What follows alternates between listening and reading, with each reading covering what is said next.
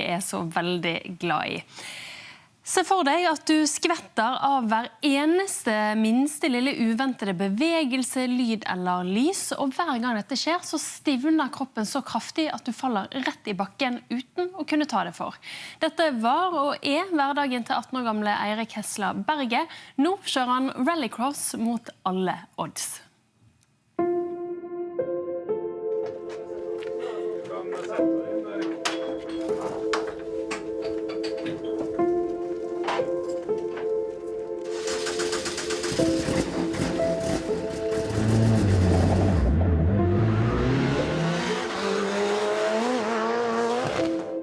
All sunn fornuft, det sier jo at det burde vært mulig. Men rallycross har alltid vært den største drømmen, egentlig. 18 år gamle Eirik Hesla Berge fra Gol er født med en sjelden genfeil kalt hypereksplexi. Han er den eneste i Norge med diagnosen. Det er en genfeil som gjør at jeg kan kvekke inntil 400 ganger sterkere av veldig lite. Rett og slett svekka filter for kall det gjerne mottagelse av brå lyder eller lys eller uventet ting. Da han var liten kunne hver minste lille ting utløse skvettingen. Alt ifra en gaffel som falt i bakken til at noen klappet ham på skulderen. Hver gang frøs kroppen til og han falt i bakken uten å kunne ta seg for. Jeg stivnet fullstendig og ramlet jo egentlig dit litt hvor hen som helst. Nesa har jo fått knekt noen turer, og jeg har hatt lårhalsen på tvers, og ene turen så datt det og løsnet alle 4 fortennene. Jeg fikk en stein gjennom leppa og løsnet de. De første årene var jo det verste da. Det er mange vonde minner fra den tida der det var harde møter med gulv og steiner og alt som var. Så fikk vi medisin som funket ifra han var 6 år, så det var liksom de 6 første årene som var absolutt de tøffeste.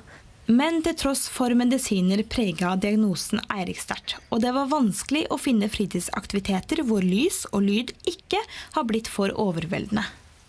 Altså, som person så er det nok hatt ganske masse å si.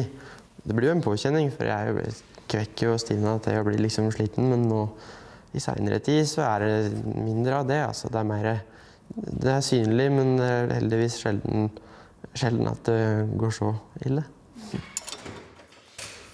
Klarering før testen etterpå. Og gutta går over bilen og ser at alt er på stell.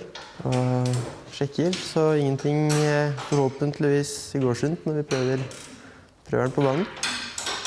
Så lenge Eirik kan huske har han vært lidenskapelig opptatt av motorsport og bil. Motorsportmiljøet på Gol er jo vanvittig bra. Når jeg var gammel nok til å ta bilcross-lisens i første omgang, så gjorde jo det første mulighet og hadde lyst til å prøve. Men det var jo ingen selvfølge. For vi fikk jo ganske tydelig beskjed om at vi skal ikke nekte deg å kjøre rallycross, men at det er lurt, det tror jeg ikke vi kan skjønne. Det var svar fra alle leger. Og staheten min fikk jo lyst til å motbevise det.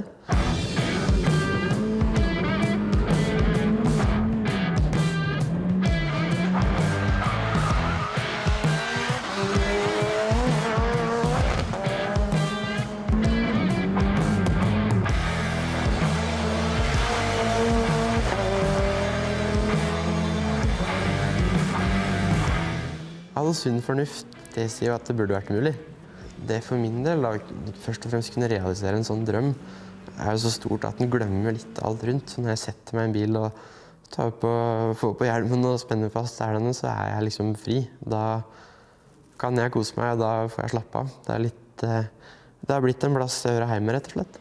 Hva tenker du om at han er så rolig i bil når han kan skvette av at en gaffel faller i gulvet? Ja, det er egentlig merkelig, men da sitter han og er trygg, og det går helt fint. Motivasjonen var liksom så sterk at han klarte liksom å bryte mange grenser da, som han før ikke hadde vært i nærheten av. Så jeg så at motivasjonen var så sterk når han liksom fikk kjenne mestring. Og det å få selvfølgelig se sønnen sin, eller barnet sitt, oppleve mestring.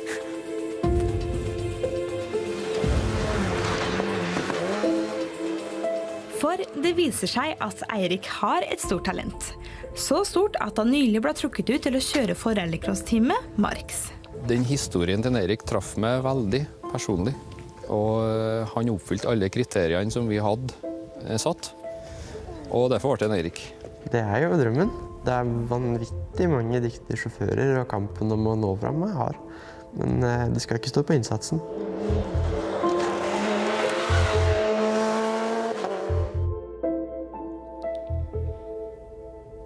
Ja, det er både til å bli inspirert og imponert